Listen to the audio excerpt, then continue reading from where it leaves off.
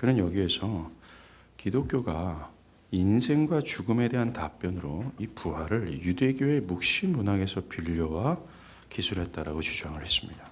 즉 초기 기독교가 유대 민족의 고달픈 삶의 소망을 주기 위해 꾸며낸 부활 사상을 그대로 수용해서 자신들의 것인 양 기록했다라는 것이죠.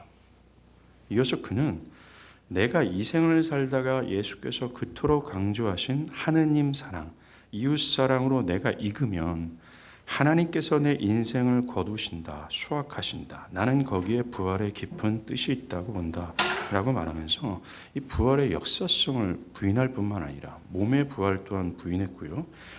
기독교의 부활은 그저 예수의 교훈을 따라 예수의 정신을 구현하면 그것이 예수의 부활이라고 하는 애매모호한 얘기를 했어요. 즉 우리가 예수의 정신을 구현할 때 바로 그 현장에 예수는 부활하여 나타나신다라는 식으로 기독교의 부활을 이야기했다라는 겁니다. 예수의 부활과 부활 후에 사람들에게 나타나심은 기독교 신앙과 복음에 있어서 매우 중요합니다. 그것과 분리해서 기독교를 설명하거나 이해할 수 없어요. 만약 예수께서 성경의 기록과는 달리 그의 몸이 무덤에서 다시 살아나지 않으셨다면 기독교가 지금까지 어떻게 존재할 수 있겠습니까? 그것은 우리 신앙의 핵심을 차지하는 부분입니다. 기독교는 철학이나 혹은 단순한 도덕적 가르침이 아닙니다. 이 자유주의 신학자들은요, 성경의 모든 부분들이 역사적 사실은 아니다. 홍해를 가른 것, 천지를 창조하신 것, 굉장히 이적 사역들 모두는 사실은 역사적 사실이 아니다. 그럼에도 불구하고 이 성경이 예수와 그의 행하심의 의미를 담고 있기에 우리는 그것을 보면서 충분히 기독교 신앙을 수용할 수 있다는 식으로 말해요. 그건 나름대로의 의미가 있다고 얘기합니다. 아까 언급한 이 정양보 신부도 교회는 예수 공부와 예수 담기가 기독교의 전부라는 식으로 얘기를 해요. 그렇게 설명한다면 성경과 기독교 신앙은 윤리적 종교나 아니면 사이비 집단처럼 어떤 허구와 허상을 쫓는 미치는 집단밖에는 안 되는 것입니다. 신약 성경은 사도 바울과 다른 사도들이 온 땅에 다니며 그리스도의 복음을 전파하고 가르쳤어요. 그들은 단지 자신의 경험을 전하거나 자신들의 꾸며낸 이야기를 전했거나 아니면 사람들에게 윤리적 삶을 살도록 권면한 수준이 아니었습니다. 그들은 역사적 사실을 전파했어요. 그들이 함께 모여 작당하고 조직한 신화적 이야기가 기독교의 부활이 아닙니다. 그들은 매우 중요한 이 역사적 사실을 전하는데 무게를 뒀어요. 사도 바울이 우리가 읽진 않았지만 고린도전서 15장 1절에서 8절까지 말한 것처럼 말입니다. 이는 성경대로 그리스도께서 우리 죄를 위하여 죽으시고 장사한 바 되셨다가 성경대로 사흘마다 다시 살아나사 게바에게 보이시고 후에 12제자에게와 그 후에 500여 형제에게 일시에 보이셨나니 그 중에 지금까지 대다수는 살아있고 어떤 사람은 잠들었으며 그 후에 야고보에 보이셨으며 그 후에 모든 사도에게와 맨 나중에 만삭되지 못한 나 같은 자에게도 보이셨다. 이 구절은 부활을 역사적 사실로 기술하고 있어요. 기독교 신앙은 역사적 사실을 기반으로 하며 그 역사적 사실이 주는 의미하는 바를 믿습니다. 이 전제가 흔들릴 경우에 기독교는 바울이 말한 것처럼 아무것도 아니며 교회는 이 세상에서 가장 불쌍한 자가 될 수밖에 없어요. 바울은 우리가 읽은 이 고린도전서 15장 전체를 통해서 부활의 사실성을 말하고자 하기 위해서 쓴 것은 아닙니다. 바울 자신과 고린도 교회 교인들도 그것을 기정사실로 인정하고 있다는 것을 전제로 다른 것을 말하길 원했어요. 그것은 부활이 현재 믿는 자들에게 어떤 의미가 있는지, 그리고 고린도 교인들이 그리스도의 부활처럼 모든 신자들이 죽은 자들로부터 부활하게 될 것을 이야기를 바라며 썼습니다. 그가 그렇게 글을 쓴 이유는 12절에서 보면요, 고린도 교인 중 일부가 죽은 자들의 부활이 없다고 말했기 때문입니다. 이들이 부활의 무엇을 부정했는지 그 자세한 내용은 알 수 없지만 바울이 15장에서 반박한 내용들을 가지고 우리는 충분히 추론할 수가 있어요. 그들이 부활의 어떤 것을 부정했는지 말입니다. 첫 번째, 고린도 교인들이 에피큐리언적 입장에 서서 죽음 이후의 삶을 부인했다고 해석을 합니다. 즉, 몸이 분해된 이후에 영혼은 더 이상 존재할 수 없다라는 사고가 그들 가운데 만연되어 있었다라는 겁니다. 그 당대의 철학자들이나 세상의 정신들은 대부분 죽음 이후에 몸이나 영혼이나 부활이나 불멸에 대해서 부정적이었습니다. 그래서 이들은 그저 지금이 중요하다고만 여겼어요. 현세 쾌락과 만족의 삶을 살기만을 원했다라는 거죠. 철저히 이생의 복에만 관심이 있었고 이들의 구원은 이생에서의 조화로운 삶의 구원으로만 원했습니다. 여기에 물든 기독교 사상을 가지고 있는 사람들은 이생에서 예수의 사랑의 가르침을 몸소 실천하는 윤리적 태도가 기독교라고 주장을 하기 시작하는 겁니다. 예수의 사랑의 정신을 구현하면 그만이라는 겁니다. 그 이상도 그 이하도 아니라는 거죠. 또 이 기복신앙을 추구하는 것도 마찬가지입니다. 여러분들, 우리가 요한복음 6장에서 예수를 따르는 자들, 이 불순한 동기를 가지고 예수를 따르는 자들이 영생, 그 미래라고 하는 것이 아니라 현세의 육적인 떡을 얻기 위해서 그를 따랐잖아요. 이게 바로 이 에피쿠리안 이 헬라 철학이에요. 이것에 영향을 받은 자들이에요. 그 사람들은 그리스도 밖에 내가 신앙이 없다 고백하는 불신자들이 현세, 지금, 오직 지금의 행복, 지금의 쾌락, 지금만을 추구하는 이유가 바로 그 철학의 사상에서 온 거고, 또 여기에 물든 기독교, 이 세상 정신에 물든 기독교가 이러한 형태, 즉 예수를 따르는 동기가 미래가 아닌 현세의 떡, 현세의 부와 명예를 얻기 위해 따라가는 방식으로 나타났다라는 거죠. 이 고린도 교인들이 이와 같은 시대 정신에 물들어서 부활에 대해 부정했다라는 추론입니다. 두 번째는요, 다른 어떤 해석자들은 실현된 종말론의 영향을 받은 일부 고린도 교인들은 그들이 이미 부활을 경험했다고 믿었다라는 거예요. 이 실현된 종말론이라는 것은요, 사실 후대 자유주의 신학자들에 대해서, 자유주의 신학자 안에서 다시 나타납니다. 이 대표적인 사람으로 찰스 다드가 있는데, 그는 그리스도의 재림, 심판의 날, 새하늘과 새 땅, 성도의 부활, 이 미래의 일들은 없으며 이것은 모두 교회가 예수의 재림이 막 지연되자 유대 묵시 신앙에서 빌려온 것이라고 주장을 하는 거예요. 실체가 없다라는 겁니다. 미래에 약속되어 있고 미래에 있게 될 모든 소망들은 실제화되는 것이 아니다. 예수가 온다 안 온다 하니까 너무나 급한 나머지 기독교가 이 묵신문학을 빌려와서 미래의 어떤 막연한 것들을 설정한 것뿐이다라는 겁니다. 그리고 기독교는 실현된 종말론, 즉 우리가 예수를 믿고 어떤 마음이 변화를 받아요. 그리고 우리를 통해서 예수의 정신이 구현되는 겁니다. 이게 종말이다. 종말은 미래가 아니라, 그 하나님의 약속의 성취는 미래가 아니라 현 시점에 있다라고 이야기 시작했다는 겁니다.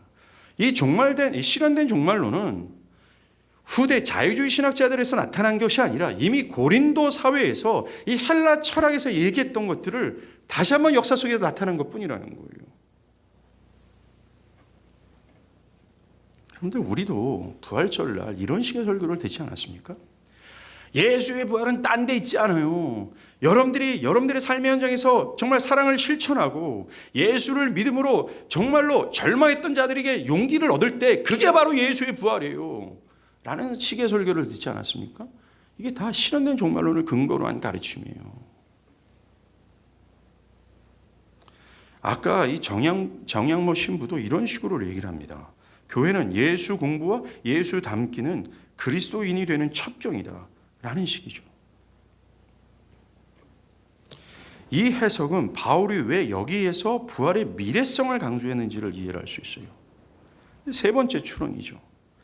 근데 또 고린도 교인들이 부활에 무엇을 부정했는지에 대한 해석인데요, 이렇습니다. 고린도 교인들이 부활의 이 물질적인 측면을 부정했다는 거예요. 이들은 죽음 이후의 생애를 믿었기는 했지만 헬레니즘 환경에서 이론적 인간 눈을 가지고 있었다라는 겁니다. 즉 인간은 몸과 영혼으로 구성되어 있는데 사람이 죽을 때 몸은 뱀처럼 허물을 벗겨 몸은 완전히 사장되고 오직 영혼으로만 존재한다는 겁니다. 그래서 그리스도인의 부활을 유령, 또 그리스도의 부활마저도 유령처럼 존재했다라고 사고하기 시작한 거죠.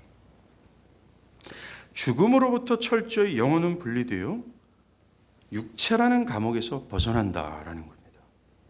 철저히 몸의 부활을 부인하는 시대 정신입니다. 고린도 교인들은 예수님이 부활한 것이 몸의 부활이 아니라 영의 부활, 혼의 부활로만 취급하면서 이 영지주의 사고에 빠져든 거죠.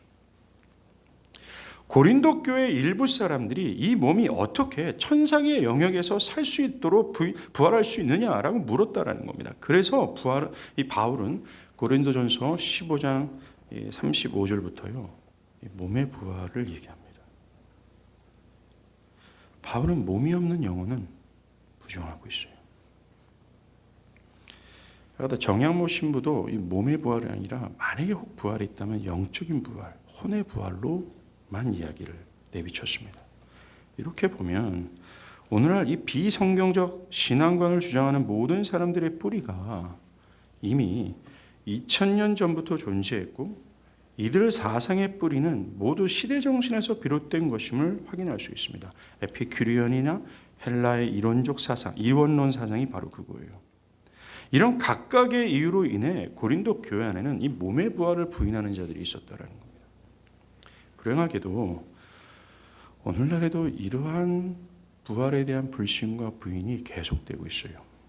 그 중에 요즘 세간의 화제가 되었던 책 한 권이 있습니다. 부활, 역사인가 믿음인가. 이 옥성호 씨가 쓴 책인데요. 이 옥성호 씨는 고 옥하는 목사님의 큰아들입니다. 어릴 적부터 교회에서 자라났고 또한 나름대로 진리를 깨달았다고 해서 유명한 책도 기록했습니다. 그러나 그가 한순간에 돌변하여 방금 전 고린도 교인들의 일부가 주장하는 것처럼 부활을 부인했습니다. 그는 옥성호 씨죠. 바울이나 다른 복음서에서 부활에 대해 기록한 제자들이 부활하신 예수를 만난 당사자로서 그런 드라마틱한 사건을 왜 이렇게 무미건조하게 기록됐을까라는 의문을 제기합니다. 그것은 제자들이 사실을 보고 기록한 것이 아니라, 즉 그 역사적 사실을 보고 막 감정에 동요된 것 자체가 아니라 아예 부활의 예수를 보지 못한 것이다 라는 근거로 이 얘기를 해요. 그래서 제자들도 부활하신 예수를 본 적도 없다라는 것을 전제로 역사적 사실이 아니라는 것이요, 그저 당대 가장 엘리트였던 바울이 짜만든 이야기가 부활이라고 주장하는 겁니다. 문맹적 무지의 상태에 있었던 제자들도 그의 유식함에 눌려 따랐을 것이라고 주장하는 겁니다. 그가 생각하지 못한 것이 있죠. 여러분들, 부활만큼이나 중요한 것이 그리스도의 죽음입니다. 이 죽음마저도 굉장히 드라마틱한 사건이에요. 그런데 우리가 사복음서를 다 보지만 이 그리스도의 죽음이 그렇게 드라마틱하게 기록하지 않았습니다. 왜 그런지 아십니까? 기독교는 역사적 사실만이 아니라 더 중요한 건 이 역사적 사실을 근거로 이 역사적 사실이 의미하는 바가 무엇인지가 더 중요하기 때문에 그래요. 우리는 이 사실 또한 믿을 뿐만 아니라 이것이 의미하는 바를 믿는 것을 더 강조하기 때문에 그렇다는 겁니다. 부활도 마찬가지라는 거예요. 옥성호 씨죠. 초기 기독교 세계에서 누가 주도권을 잡느냐의 싸움에서 바울이 득권하기 위해 자신이 부활하신 예수를 만났다, 또한 그 부활을 전교하게 만듦으로 자신이 초대교회의 2인자가 되었다라는 식으로 설명을 해요. 즉 권력의 다툼에서 만들어진 게 부활이다라는 것이죠. 기독교의 부활은 역사적 사실을 근거한 게 아니라 이 기독교를 결집시키기 위한 바울의 계책이었다라는 겁니다. 또 이 옥성호 씨는 부활의 객관적인 기록만이 있더라도 상황이 많이 달라졌을 거라고 말해요. 그런데 그가 이 신약 성경에서 부활의 객관적인 근거로 내세우는 것이 마가복음으로만 설명합니다. 이 마가복음이 최초의 복음서로서 다른 복음서는 이것을 기초하여 수정 보완했다라는 식으로 이해하는 거죠. 그러니까 마가복음이 처음 기록이 됐잖아요. 그다음에 마태, 누가, 요한은 이것을 근거로 해서 수정 보완했다라고 하는 사실 굉장히 낡아빠진 자유주의 신학, 옛날에 거론했던 그것을 근거로 설명을 하는 거예요. 마가복음은 부활하신 예수를 상세히 기록하기보다는 부활하신 예수가 예수의 몸이 비어있는 무덤으로 끝납니다. 빈 무덤으로 기록이 끝나요.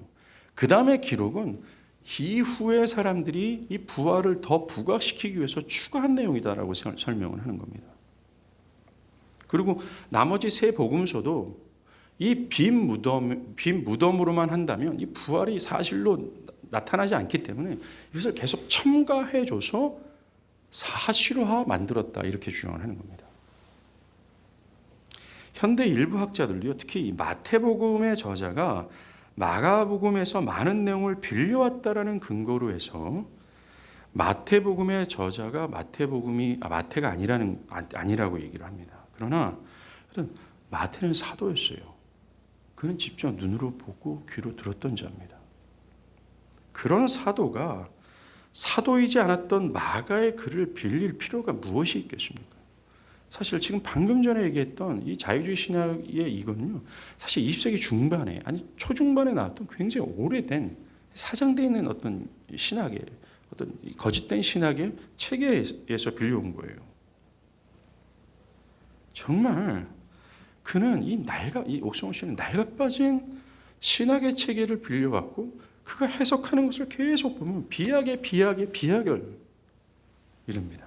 정말 이단들이 얘기하는 것처럼 성경의 어떤 구조들을 계속 짜맞춰가고 있어요. 부분적으로 뽑아내어서 그것을 마치 논리인 것처럼 전개하는 것을 봤습니다. 사실 제가 이 책이 얼마 안 돼요. 한 250편, 300페이지 되는데 하루 만에 다 읽었습니다. 저는 읽을 때 마음의 심령이 너무나도 힘들었어요. 이것과 함께 E.P. 샌더스의 계속 자료를 참고하면서요.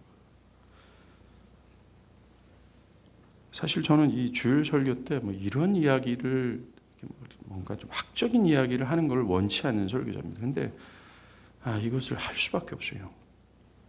이어서 옥성호 씨는 예수께서 만약 몸으로 부활하셨다면 왜 굳이 이 부활한 몸을 보일 필요도 없는 자들에게만 보였냐라는 겁니다. 12 사도들, 500여 교인들, 그리고 야고보, 베드로. 그럴 필요가 뭐가 있겠냐. 정말 몸의 부활을 만약 이 몸의 부활을 보여야 될 필요가 있는 사람들에게 보였어야 되지 않냐는 거예요. 특히 대적자들, 그를 죽였던 자들. 만약에 그랬다면 온 유대 땅이 그 부활의 예수를 믿었을 것이고 이후에 전 세계는 지금까지 전체가 교회가 됐을 것이 아니냐라는 주장이에요. 그런데 사랑하는 여러분, 복음서에서 예수의 오병이어 기적이라고 하는 이 초자연적인 기적을 보고도 믿지 않은 사람들이 허다했어요. 요한복음 6장 말미에 보면 12명을 제외한 2만 명이나 되는 사람들은 예수를 믿지 않았습니다. 나사로가 죽어서 살아나는 그것을 보고도 그날 바리새인들은 예수를 죽이고자 작정할 정도였습니다. 역사적 사실일 뿐만 아니라 역사적 사실이 말하고자 하는 것을 깨닫는 것은 별개라는 거예요. 이 사실이 보여지는 것과 이 사실이 말해주는 것을 믿고 따르는 것은 별개라는 겁니다. 보고도 믿지 않는 자들이 다수였어요. 정말 예수가 부활하신 몸으로 나타났다 할지라도 아닙니다. 그들이 하나님의 영광이 그들의 가시적인 현실 앞에 딱 나타났다 할지라도 복음서 전체가 말하고자 하는 매우 주된 맥락 중에 하나가 이거예요. 그들은 믿지 않을 거다라고 얘기하는 겁니다. 그리고 이 옥성호 씨가 착각하는 게 있습니다. 예수의 몸의 부활을 보이셨던 제자들, 500여 성도들, 베드로 또는 이 모든 사람들. 사실 이들 모두는요, 몸의 부활을 봐야 될 필요가 있었던 사람이었습니다. 왜냐하면 그들은 예수께서 부활을 말씀하셨음에도 불구하고 믿지 않았기 때문에 그래요. 이들은 예수가 죽은 이후에 두려워했고 집으로 돌아갈 정도로 망연자실의 상태에 빠졌습니다. 믿지 않았다는 거죠. 주님은 이들 자신의 제자들을 끝까지 사랑하시고 교회를 아끼신 그들에게 이 부활이 역사적 사실임을 보이시고자 그들의 믿음을 위해서 나타나셨어요. 정말 철저히 그리스도는요, 우리가 요한계시로 보면 역사의 주관자지만 그가 이 역사를 주관하시고 섭리하시고 이것을 운행하시는 가장 중요한 핵심은 교회를 위한 거였다라는 거예요. 옥성호 씨가 이런 논리를 전개했던 이 근거가 있습니다. 이렇게 그는 주장해요. 놀라운 주장일수록 압도적인 증거가 필요하다라고 말하면서 그것이 필요 없는 무리가 있는데 그들이 애들이다. 아이들에게는 축적된 경험과 합리성이 거의 없기에 어떤 황당한 주장도 그냥 다 믿는다. 굳이 증거를 제시할 필요가 없다. 그러면서 쇠뇌는 그렇게 이루어진다. 사람의 머릿속에 말도 안 되는 주장을 징으로 때려서 새겨놓는 것, 그것이 쇠뇌다. 이미요, 이거는요, 강도사님하고 제가 읽었는데요. 1960년대 이 사강 박사의 심리학 조건반사 이론을 반대했던 로이든스 목사님의 어떤 반박하는 설교에서도 쉽게 드러나요. 좀 이따 제가 얘기할게요.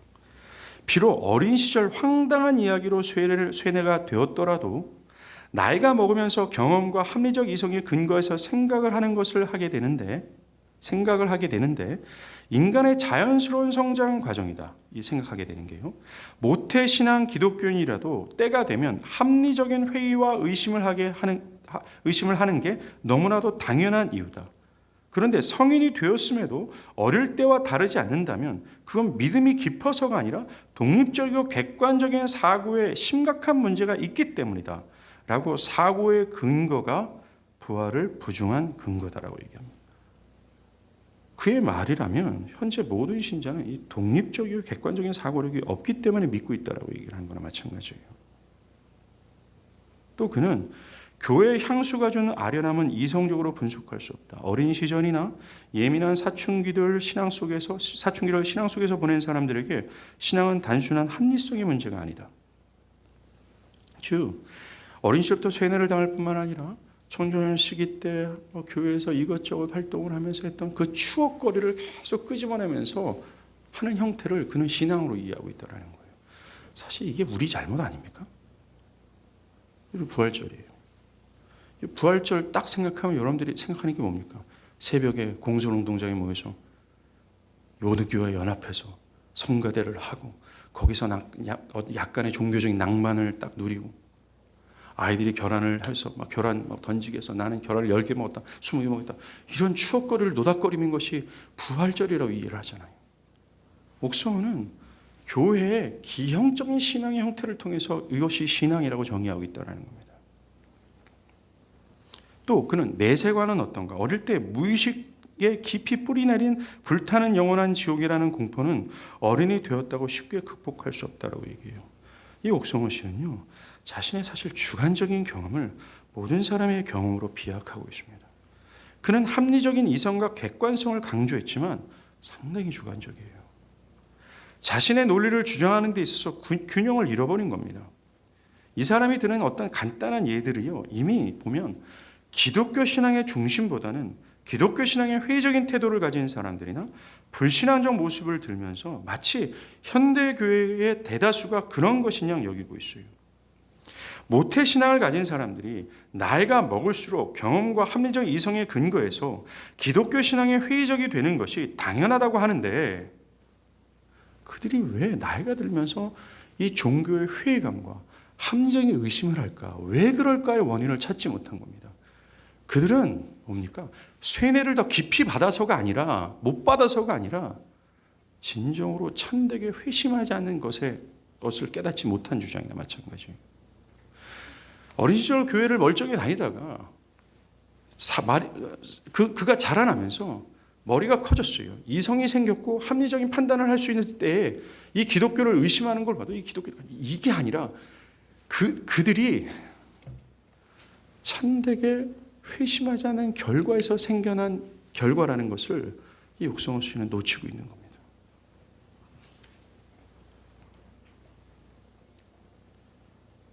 이 사람이 기독교 신앙을 믿는 것을 쇠뇌라고 주장하는데, 오늘 쇠뇌는요, 일정 기간, 그것도 오랜 기간 어떤 특별한 상황 안에서 작든 크든 지속적인 충격적 가르침, 실업이든 할 때 상당 기간이 동안에 되어지는 게 쇠뇌예요. 그러나 기독교의 회심은요, 어떤 환경이나 시간이 필요하지 않습니다. 어떤 일정의 어떤 충격을 계속해서 가해지는 것으로 되어지는 것도 결코 아니에요. 이 사람이 결코 기독교 신앙을 받아들일 수 없는 입장이었고 상황이었고 그런 배경에서 자라났음에도 불구하고 오랜 시간 동안 복음의 가르침을 듣지 않았음에도 불구하고 심지어 기독교를 완강히 거부했던 합리적 사고를 했던 유명한 변증가들이 이 기독교 신앙을 받아들이는 것은 도대체 뭐냔 말이에요. 그는 복음을 통해 역사하시는 성령의 능력을 전혀 이해하지 못하고 이런 주장을 하는 겁니다. 저는 이 옥성호 씨와 같은 부류의 사람들이 이렇게 왜 이 모양까지 되었을까? 여기에 관심을 가졌습니다. 그러면서 한 가지 깨달은 바는 그들이 기독교 신앙을 이렇게 믿는 것이 비합리적이라고 주장하도록 한 것이 교회의 잘못이라고 생각을 하게 됐어요. 기독교가 보여준 것이 복음에서 역사하시는 성령의 능력보다는 어떤 진리를 통해 나타나는 성령의 나타나심과 능력을 의존하는 방식이 아니라 인간의 여러 수단과 방법과 기교에 의해서 사람들에게 접근한 그것이 이런 화를 자초한 것이라고 저는 확신합니다. 사람들은 좋은 기교를 사용하면 좋은 결과를 산출할 수 있다는 식으로 기독교를 생각해요. 이것을 하고 저것을 하고 이것을 하고 저는 사람들의 심리를 기분 좋게 하거나 안정되게 하거나 어떤 자극을 주거나 어떤 막 부흥사들이 한 것처럼 막 엄청나게 막 열광적으로 만들다 보면 좋은 결과를 낳게 될 거라는 어떤 이런 인위적인 방법으로 했던 이 교회의 잘못이 이거라는 거예요. 이런 그릇된 생각과 모습으로 인해 사람들은 기독교를 인위적인 조작으로 인해 사람들을 선동하고 급기야 사람들을 선도하기 위한 인위적으로 사실이 아닌 허상을 꾸며냈다고까지 나아가는 겁니다. 이런 사람들 통해 우리는 현재 기독교가 얼마나 그 성령의 역사를 의존하지 않고 이사면을 느끼는 것처럼 쇠뇌라는 인간적 방법을 취하고 있는지를 먼저 인정할 수밖에 없어요. 이성과 생각을 중지시키고 논리와 합리적 사고를 마치 불신인 것처럼 취급하던 교회의 이 맹신적 모습이 이런 화를 자초한 거라고 생각합니다. 또 한 가지 기억할 것은 정양모 신부나 이 옥성호 씨와 같은 또는 찰스 디너 같은 이런 사람들, 이 사람들의 어떤 주장이요, 그 사람들에서 나타난 것이 아니라 이미 역사 속에서 출현되어 있는 어떤 불신의 철학이나 아니면 이미 교회 역사 속에서 한 번 잠깐 나와서 교회가 정죄하고 이단화했던 금세 또 사라졌던 그런 사상들이 다시 한번 일어난 거나 마찬가지라는 거예요. 그래서 우리는 이러한 주장, 우리의 믿음과 우리의 신앙을 뒤흔드는 이런 주장 앞에서 우리는 또 하나의 결단을 해야 돼요. 교회 역사를 배워야 된다는 겁니다. 이들과 대항하여 싸우고 또한 그들의 주장이 허상이라는 사실을 반론을 제기할 수 있는 지식 또한 가지고 있어야 돼요. 그리고 이러한 어떤 공격과 이런 불신의 말들, 이런 것들을 통해서 우리는 이 진리에 대해서 막연하게 생각했던 것들에 대해서 정신을 차려야 되는 겁니다. 여러분들, 우리가 믿는다고 할 때 믿음은 실체가 어떤 보이지 않는 실체가 아니에요. 믿음은 역사적 사실을 근거하며 그 근거가 의미하는 바 그 지식을 믿는 겁니다. 만약에 우리가 실체가 없는 지식이 없다면 우리의 믿음도 허성이고 맹신일 수밖에 없어요.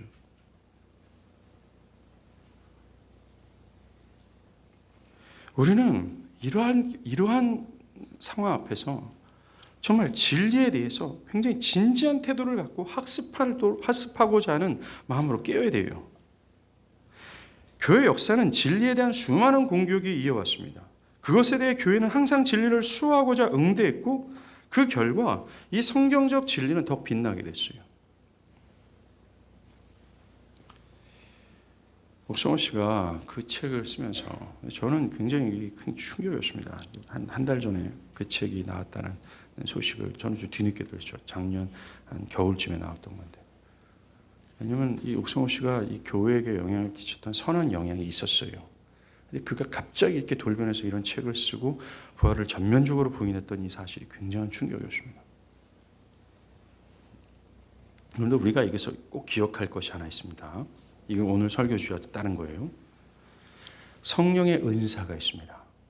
특히 에베소서 4장에서는 가르치는 것, 교사, 어떤 목사 이런 성령의 은사가 교회를 세워나간다라고 얘기를 합니다. 또 고린도 전서에서 나오는 특별히 능력을 행하는 은사들, 병을 고치는 은사들, 병원 고치는 능력 행하는 은사는 성경이 정교화되면서 사라진 것은 분명히 맞지만 우리는 이것을 알아야 돼요. 이 은사란 그 사람 안에서 나오는 것이 아니라 성령께서 주신 것을 발휘하는 것뿐입니다. 그러하기에 저같이 말씀을 잘 가르쳐요. 말씀을 막 전하면서 사람들이 변화가 되고 사람들이 좋은 것을 막 깨닫습니다. 그럴 때 은사를 발휘하는 이 사람과 그 은사가 보이는 그 능력을 일치해서는 안 된다는 거예요. 와, 저 김영철 목사 설교를 이렇게 하고 사람들이 반응하더니 저 사람 정말 능력 있네. 정말 신실한 믿음을 가졌네. 정말 진리를 바르게 깨달았나 보다. 정말 하나님을 사랑하는 사람이다 라고 하면서 일치화시키는 건 굉장히 곤란하다라는 거예요. 여러분 마태복음 7장에 보면 영원한 심판으로 떨어지는 사람들 중에 선지자 노릇한 사람이 있고요. 병을 고쳤고 귀신을 쫓는 사람도 있었습니다. 즉 그 은사가 그렇게 화려하게 발휘되는데 그 사람은 이 은사와 전혀 관계없는 거예요. 저는 옥성호를 그렇게 판단합니다. 이 옥성호 씨가 이 책을 쓰면서 주요 기둥으로 이용한 구절이 우리가 읽은 고린도전서 15장. 아까도 말했지만 이 구절을 통해서 바울이 부활의 역사성을 강조하고 있어 쓴 것은 결코 아닙니다. 아까 말한 것처럼 바울 자신도 이 고린도 교인들도 이 부활을 기정사실을 기반으로 해서 그들에게 무엇인가를 가르쳐 주려고 했어요. 그것은 부활이 현재 믿는 신자에게 무엇을 의미하는가. 두 번째는 그리스도의 부활처럼 이 고린도 교인들이 모든 신자도 앞으로 몸의 부활이 있을 거라는 것을 가르쳐 주기 위한 목적으로 이걸 썼어요. 첫째로 12절부터 19절까지 보면요. 죽은 자의 부활이 사실이 아닐 경우에 어떤 결과가 나타나는지를 설명하고자 했습니다. 12절에 보면 고린도 교인 중 일부는 지상의 몸이 어찌 저 천상의 세계로 올라가는 죽은 자들의 부활을 생각할 수 있겠느냐라고 반문을 제기했어요. 이것을 확장하다 보면 즉 죽은 자의 부활이 없다라고 하면 이런 논리가 됩니다. 그리스도는 죽으셨다? 그리스도는 죽은 자 가운데 부활하지 않았다라는 것이 되는 거죠. 그럴 경우에 즉 그리스도가 죽은 자 가운데 살아나지 않았다면 우리가 전한 것이 헛될 것이고 너희 믿음 또한 헛될 것이고 그것으로 우리는 거짓 증인이 될 것이다. 죽은 자의 부활이 없다. 그래서 그리스도께서 죽으셨다. 그러므로 그리스도께서 죽은 자들로부터 일으킴을 받지 않으셨다라고 하면 너희 믿음도 쓸모없는 것이고 너희는 여전히 죄 가운데 있을 것이고 죽은 그리스도인들은 멸망했을 것이고 우리 교회는 이 세상의 모든 사람들 중에 가장 불쌍한 사람이 되어버린다. 왜 그럽니까? 부활이 없다면 예수가 죽은 가운데 살아나지 않았다면 예수는 그냥 십자가에서 죽은 개죽음이에요. 그는 하나님도 하나님의 아들도 아니고 하나님도 아니고 그러하기에 우리의 구원자도 아닌 것이 되어버립니다. 그저 그는 갈릴리에서 자라난 한때 사람들에게 주목을 받은 이 반유대주의자로 전락되고 말아요. 그의 죽음은 아무 쓸모없는 죽음입니다. 그래서 그의 죽음은 우리의 대속에 이러한 죽음도 아닌 것이 되어죠. 그 결과 우리는 여전히 죄 가운데 있는 자가 되고 우리의 믿음도 쓸모없고 예수를 믿고 죽은 자는 지옥에 있을 것이고 교회는 사기꾼이 되는 것이고 우리 이 세상에서 교회는 가장 불쌍한 자가 되어버립니다. 그래서 바울은요. 우리가 여전히 죄 가운데 있겠다. 너희들이 그렇게 말한다면 라고 얘기한 겁니다. 바울은 로마서 4장 25절에 예수는 우리가 범죄한 것 때문에 내어줌이 되고 또는 우리를 이롭다 하시기 위해 살아났다라고 얘기해요. 즉 예수의 부활은 그가 구원자 예수임을 증명해냈다. 그래서 그의 죽음은 개의 죽음이 아니라 모든 죄인들을 위한 대속의 죽음이고 그를 믿음으로 말미암아 그 대속이 나에게 적용되어졌다. 그 부활로 말미암아 믿음으로 말미암아 의롭게 되어지는 것이 나에게 적용되어졌다라고 강조했던 겁니다.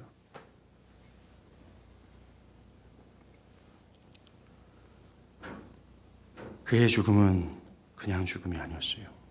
죄의 싹신 사망의 권세를 분수했던 그런 죽음이었습니다. 그게 부활을 통해서 드러났어요. 부활을 통해서 예수는 사망의 권세를 이기셨다. 그리고 그를 믿고 따르는 사람들은 완전한 구원인 이 죄의 싹신 사망이 그들을 억압하지 않으며 그들 모두는 이 사망의 권세에서 완전히 자유했다. 이것을 선언한 것이 부활입니다.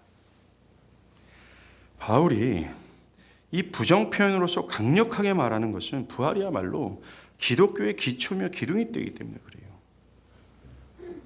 만약에 부활이 없다로 너희가 그렇게 얘기한다면 정말 우리 모든 것이 다 허상이 되어버린다는 겁니다. 그 외침은 지금도 생생하게 우리에게 들려져야 돼요.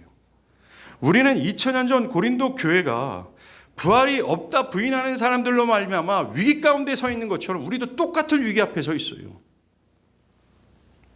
기독교 진리와 부활을 부인하는 사상과 정신은 지금 지나칠 정도로 날카롭고 방대해졌습니다. 그리고 어떤 어설픈 논리로도 설득이 안 될 정도로 그들은 굉장히 논리체계를 가지고 있어요. 지금 교회 안에 많은 젊은이들이 특별히 세상 정신에 물들어 있는 여러분 에큐피리언 이런 사고가 지금 그게 만연돼 있고 자연스러운 불신자들 가운데 뿌리 있는 수천 년으로 오른 시대 정신 아니에요? 이런 시대 정신에 물들어 있는 이 젊은이들이요. 이런 말도 안 되는 신학적 체계에 말이 넘어가고 있다는 거예요. 왜요? 우리 선배들이 그냥 믿어. 믿음은 이성을 내려놓는 거야. 믿음은 너의 지성도 필요 없는 거고 합리적인 추론도 필요 없어. 그냥 믿는 거야 라고 가르쳤기 때문에 이 뭐냐 이 꼴이 되어버린 거예요. 마치 기독교를 생각이 없는 종교, 이성이 없는 종교, 합리와 논리와 이성의 추론을 근거하지 않는 종교로 완전 전락시켜버렸어요. 왜? 그들도 모르니까. 그냥 교회에서 좀 부활절이라는 하는 짓거리를 보면 다 추억놀이 하고 있는 겁니다. 옛날에는 우리가 계란을 삶아서 정말 다 그리고 이게 다 번져가지고 쇠 까면 계란이 하얀 자에 다 페인트가 묻어가지고 야 김집사 나는 20개 먹었는데 나 오집사 나는 30개 먹었다. 이런 식으로만 얘기하고 있는 거예요. 이 부활이 죽음의 이 죄의 싹신 사망의 권세를 무너뜨리고 이 부활로 말미암아 우리가 이 영원토록 죽음의 권세에서 자유하게 됐다는 이 놀라운 이 은혜를 사람들이 쉽게 망각해버리고 거론도 안 하고 생각지도 않는 거예요. 기뻐하지도 않는 겁니다. 이게. 그냥 막 성가대가 칸타타 같은 거 하고 막 이러면 그냥 거기에 동조해서 감정적으로 기뻐하고 부활이 중요한 것보다 이렇게 해서 우리는 컸어요.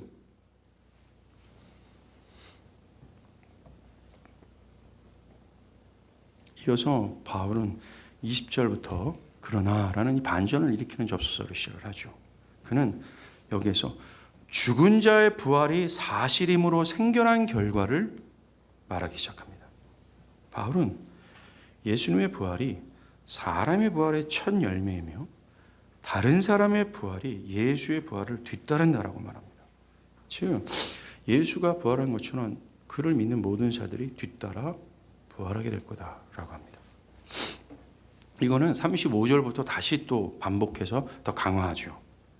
바울이 이곳에서 이 죽은 자의 부활을 확고하게 주장하는 이유는 만약 예수의 부활과 신자의 부활이 없다면 죄의 싹신 죽음은 정복되지 않는 채로 남아있게 되는 거예요. 죄의 싹은 사망이다라고 얘기해요. 죄의 저주의 대표적인 것이 죽음인데 부활이 없다라고 하면 그 사망의 권세는 여전히 역사하고 미연의 상태로 빠질 수밖에 없어요. 우리 구원 자체가. 죽음을 정복하는 구원은 미연의 상태로 있으면서 여전히 죽음은 하나님을 대적하는 권세로서 마지막 때를 넘어서까지 지배하게 되기 때문에 그래요. 죽음은 마지막에 사라져야만 하는데 이것은 죽은 자의 부활을 통해 입증되는 거예요. 여러분들, 나를 향한 죽음의 권세가 사라지는 것은 우리가 다시 부활함으로 말미암아 그것이 그 증명이 되는 거예요. 야, 저 인간도 예수처럼 사망의 권세가 얽매지 못하는구나. 저 인간도 죄의 삭신 이 사망이라는 것에 완전히 자유한 진짜 구원받는 자구나. 어떻게 입증해요? 부활입니다, 그게.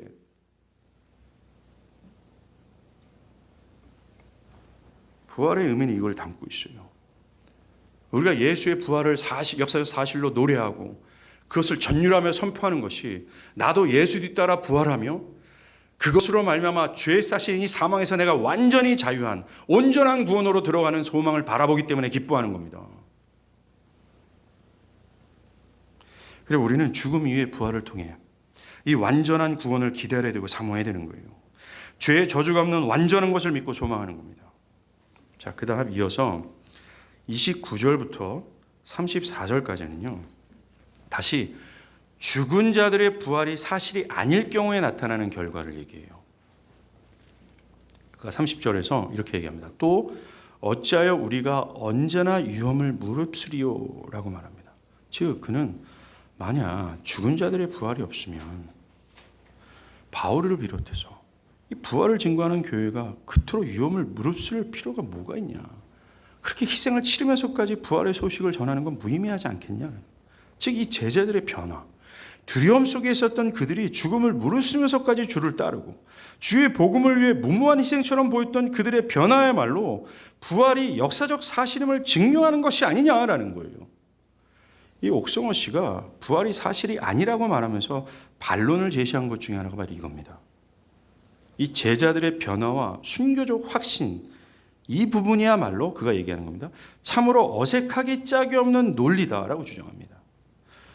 그가 말하기를 제자들은 애초에 증거가 아무런 의미가 없는 사람이었을 정도로 너무나 깊이 쇠뇌를 당한 사람이었다. 맹목적인 믿음을 가진 자들이었고 그들은 그들의 사역으로 인해 그것을 감수했다라고 얘기하는 겁니다. 그들은 이미 눈이 어두워졌다. 그 부활을 목격하지 않았음에도 불구하고 그들은 이미 눈이 어두워졌어. 어떤 탐욕, 어떤 자신의 어떤 유익을 위해서 그렇게 죽기까지 행동했을 뿐이다. 사실 이게 이성적으로 이해가 안 가요. 그가 언급하지 않은 것이 있습니다. 뭡니까? 신약 성경을 봐도요. 당시 제자들은 모두 절망하고 있었습니다. 주님의 부활에 대해서 전혀 깨닫지 못했던 상태였음을 말해주는 겁니다. 부활을 깨닫지 못한 상태에 있었던 제자들에게 예수의 죽음은 절망, 허탈, 두려움에 빠질 만한 충격적인 사건이었습니다. 그들은 한 발짝도 사회에 못 나왔습니다. 또 뿔뿔이 다 흩어졌어요. 이게 뭘 말합니까? 이들은 집요한 쇠뇌가 낳은 맹목적 믿음의 모습을 지니고 있지 않았다는 증거예요. 그런 그들이 매우 급진적인 변화를 가져온 계기는 주께서 죽음에서 일어난 부활의 몸을 보이셨기 때문에 그래요. 이것 말고는 설명이 불가능합니다. 만약 이 사건이 없었다면 이후에 벌어지는 제자들의 변화나 기독교의 왕성함에 대해서는 설명이 불가능해요. 죽음도 불사하고 이 역사적 사실을 입을 열리고 하잖아요. 여러분들 그 UFO도 굉장한 학설들이 많잖아요. 그런데 UFO를 직접 목격했던 사람들이 말하기를 두려워합니다. 그 이유가 미국의 CIA와 이 국방부에서 그들을 죽이겠다는 살해 위협을 당했기 때문에 나는 말을 못한다 이런 증거를 해요. 그런데 이 교회는 이 역사적 사실을 목격한 교회는 이것이 의미하는 바가 얼마나 컸기에 이것을 부인할 수 없다라는 것 때문에 그들은 어떤 죽음의 유혹에서도 말할 수밖에 없었습니다. 다르죠.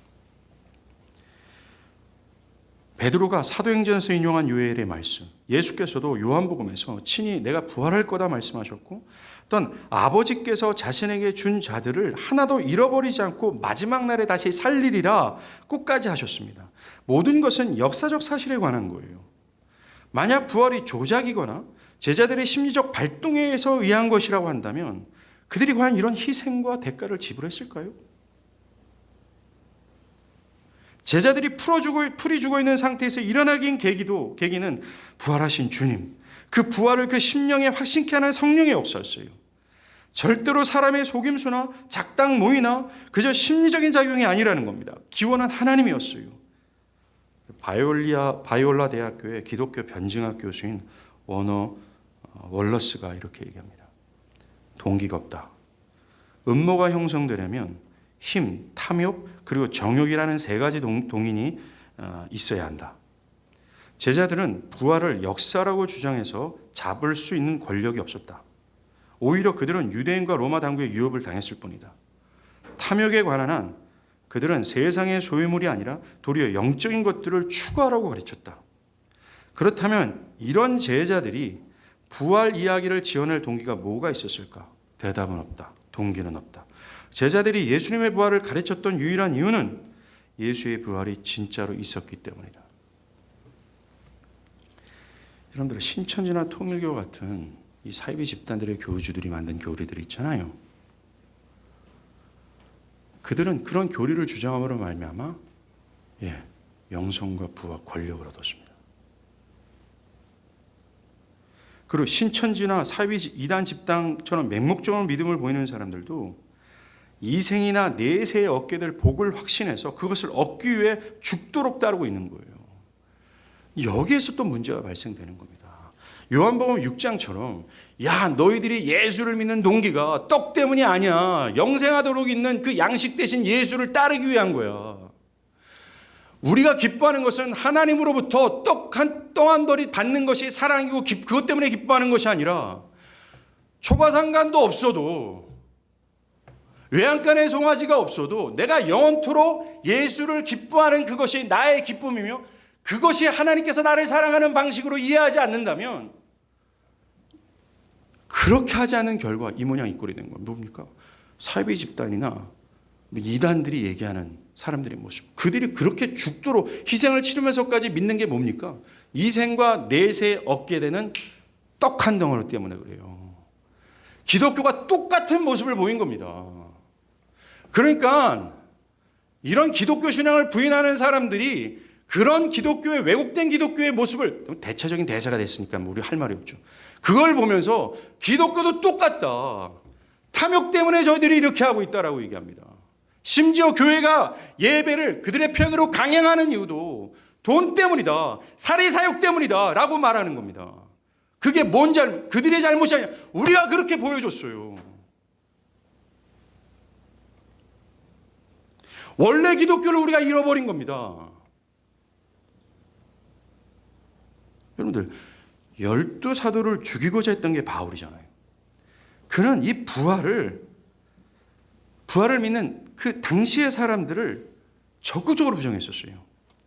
심지어 그들을 잡았고 핍박했어. 그래 앞장섰던 인물입니다. 그런데 심지어 이겁니다. 그가 부활하신 주님을 만났다니까 사도들도 그를 만나기를 주저할 정도의 인물이었어요. 정말 이 부활의 사실을 수용할 수 없는 정도의 인간이었습니다. 그러면서 그가 고린도전서 15장 9절에 얘기해요. 나는 하나님의 교회를 박해하였으므로 사도라 칭함을 받기를 감당하지 못할 자였다. 이게 뭡니까? 이 사건을 사실로 받아들이기를 꺼려했던 자가 이 역사적 사실로 인해 전인격이 설득당했다고 말하는 거예요. 그리고 이 사건이 역사적 사실이 아니라면 바울은 인간 역사에서 가장 어리석은 자가 됩니다. 여러분들, 이 바울이 역사적 사실을 말하기 전까지 바울은요, 정말 기독교를 이용해서 어떤 탐욕과 사리사욕을 채울 필요가 없는 장래가 촉망된 유대 민족 중에서 가장 기득권 중에 기득권 안에 있었던 인물이었습니다. 그런데 그가 이 부활의 사건을 인정하고 전함과 즉시 어떻게 됩니까? 유대 민족의 배신자요, 유대교의 최대의 이단아로 꼽히는 겁니다. 부귀영화는커녕 죽음의 위협에 시달리는 자로 떨어지는 거예요. 인간의 이성으로는 이해하지 못하는 상황입니다. 그는 정말 세상에 화려한 것은 조금도 얻지 못하고 죽는 그 순간까지 환난과 핍박 속에 있다가 맨 나중에는 형장에서 이슬처럼 사라져 갔어요. 12사도도 마찬가지입니다. 바울이 예수의 부활을 믿게 된 것은 12사도의 집요한 설교를 듣고 심리적으로 쇠뇌를 당해서가 아니었어요.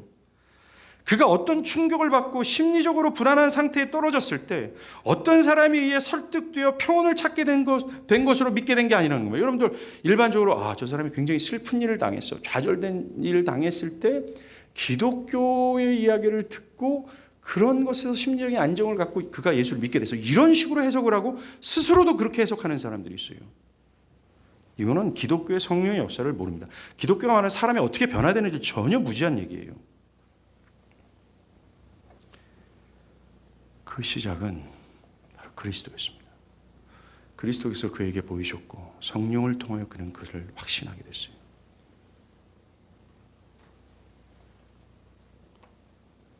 그 이후로도 교회 역사에서 이 부활을 역사적 사건으로 받아들이는 모든 사람들, 그들은 무모한 맹신이 아니었습니다. 정말 하나님의 은혜의 손길로 그들은 보이지 않지만 보이는 것으로 믿고 확신하게 된 거예요. 마지막이죠. 바울은 이제 결론적인 핵심을 말합니다. 몸의 부활이 그거예요. 바울은 고린도 교회에게 믿는 우리가 미래에는 현재 입고 있는 육체의 몸을 벗고 하늘나라에서 영원토록 있게 될 새로운 영광스러운 몸을 입게 될 거라고 말합니다. 즉 영적인 부활이 아니라 몸의 부활이라고 얘기해요. 이건 좀 같이 봐야 됩니다. 고린도전서 15장 42절에서부터 제가 한번 읽어볼게요. 고린도전서 15장 42절부터 제가 읽어볼게요. 한번 들어보세요. 죽은 자의 부활도 그와 같으니 썩을 것으로 심고 썩지 아니할 것으로 다시 살아나며 욕된 것으로 심고 영광스러운 것으로 다시 살아나며 약한 것으로 심고 강한 것으로 다시 살아나며 육의 몸으로 심고 신령한 몸으로 다시 살아나나니 15장 51절로 갑니다. 51절이요.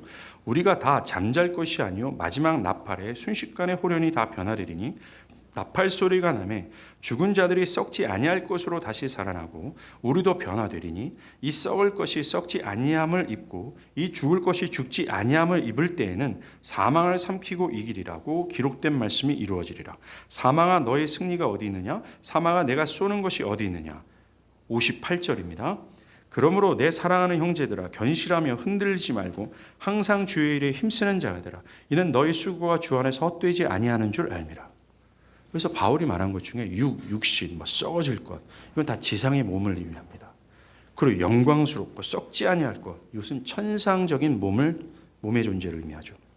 따라서 현재 어떤 한계성을 갖고 있는 육신은 미래에는 영광의 몸을 얻고 부활하게 될 것임을 계속 반복해서 얘기해요. 즉 부활은 시체의 소생을 의미하는 것이 아니라는 겁니다. 하나님의 능력으로 변화되어 천국에 맞는 새로운 육신, 몸이 주어질 것을 의미하는 겁니다. 그것으로 인해 죄의 싹신 사망이 우리의 부활로 완전히 패했음을, 그 사람이 진짜 새로운 피조물이 되었음을 증명해 주는 거예요. 그는 여러분들 현세에 우리는 구원을 받았어요. 그러나 여전히 구원 밖에 있는 이 육체를 입고 있습니다. 이 육체는 아직까지 구원을 받지 못했어요. 신자가 죽어야 될 이유가 여기 있는 겁니다. 완전한 구원을 이루려면 이게 천상의 몸인 영광의 몸, 썩지 않을 몸, 죄에 관계없는 몸이 되어야 돼요. 그게 부활이라는 겁니다. 바울은 그 당시나 오늘의 사람들에게 이것을 말해주고자 했습니다. 예수의 부활이 우리의 부활의 열매다. 우리의 미래도 그와 같을 것이다. 예수의 부활은 과거에 있는 사람부터 이르러서 현재까지 우리의 보증이고 또한 미래는 그와 같이 우리도 부활하게 될 것임을 말해주는 거예요. 그러하기에 기독교 부활은 지금 풍성한 생명을 품는 순간으로 다시 살아나는 것 정도가 아닙니다. 예수의 정신을 구현하면 우리를 통해 예수가 그 자리에서 다시 부활하는 것 정도가 아니에요. 이것은 미래에 있게 될 역사적 사실입니다. 옥성호는 그의 책의 마지막에 이렇게 결론을 맺습니다. 죽은 후에 아무것도 없다. 내가 아는 것은 지금뿐이니까. 내가 확실하게 볼 수 있는 것도 지금뿐이니까. 우리의 미래를 결정하는 것은 성경에 무슨 글이 쓰여 있는가가 아니라 오로지 지금 내가 여기서 어떻게 사는가 그뿐이다. 내가 바꿀 수 있는 건 영원히 아닌 지금뿐이다. 부활은 증거가 전무한 픽션이다. 소설이라는 거예요. 그 이상도 그 이하가 아니다. 여러분들, 우리가 앞에서 에큐피리안 입장과 뭐 헬라적 이원론 사상과 불신자들이 갖고 있는 어떤 실현된 종말론, 이런 걸 바탕으로 얘기하는 것 같지 않습니까? 아니에요. 우리의 미래는 분명합니다. 마지막 날 우리의 육체는 벗어지게 될 거예요. 저 하늘에 영원히 썩지 않아야 하시고 정말로 그 영광의 몸을 우리는 다시 입게 될 겁니다. 그것으로 나는 더 이상 죄의 싹신 사망과 전혀 무관합니다. 나는 새로운 피조물로 거듭났습니다. 나는 영원토록 썩지 않은 상태에서 영원토록 하나님을 예배할 겁니다. 우리의 미래는 이래요. 그러하게 우리는 미래에 오게 될 영광을 바라보며 사는 자들이에요. 그저 기독교 신앙은 현재적 복이나 현재적 기쁨과 현재적 어떤 쾌락을 누리는 종교가 아닙니다. 현재에서 그리스도의 사랑만을 구현하는 종교도 아니라는 거예요. 기독교는 현재의 부활을 시작해서 영원한 썩지 않을 영원한 부활까지 바라보는 미래적 종교까지도 포함된 것이 기독교라는 겁니다. 그러하게 우리 믿음의 선조들은 현재의 복을 누리지 못하고 도리어 환난과 핍박, 강의 위협과 강도 위협을 받으면서까지 그들이 고백했던 게 뭐예요? 저 멀리 배는 나의 시온성, 오 거룩한 곳 나의 아버지지. 내 사모한 집에 가고자 한밤을 세웠다. 이거 아닙니까? 현재의 고난에서 그들은 미래를 봤어요. 현재의 고난에서 지금이 이미 성취된 죄의 싹신 사망의 권세가 나를 억누르지 못할 것임을 확신하고 그 완전한 구원의 소망인 부활을 바라보며 살아갔던 거예요. 그래서 현재의 고난과 환난과 모든 불안과 걱정으로 우겨싸움을 당하지 않고 그들은 그 상황에서 살아날 수 있었다는 겁니다. 이것이 기독교 부활이 말하는 능력이에요. 미래에 있게 될 육체적 부활일 뿐만 아니라 그 부활은 현 시점에서 계속해서 가능한 겁니다. 이 노래는 같이 불렀으면 좋겠어요. 저 멀리 배는 나의 시온성. 그거 칠 수 있습니까? 한번 치면서 설교를 마무리하죠.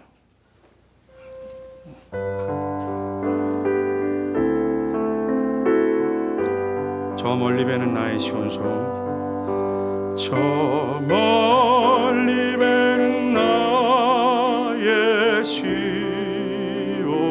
오 거룩한 곳 아버지 집. 거룩한 곳 아버지 집. 내 사모하는 집에 가고자 내 사모하는 집에 가고 한밤을 세웠네. 한밤을 세웠네. 저 망망한 바다 위에 저 망망한 바다 위 이 몸이 상할지라도 몸이 상할지라도 오늘은 이곳 내일은 저곳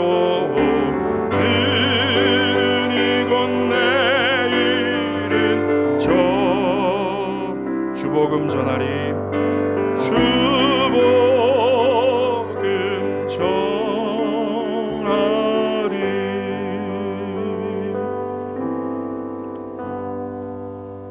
그리스도께서 죽은 지 사흘 만에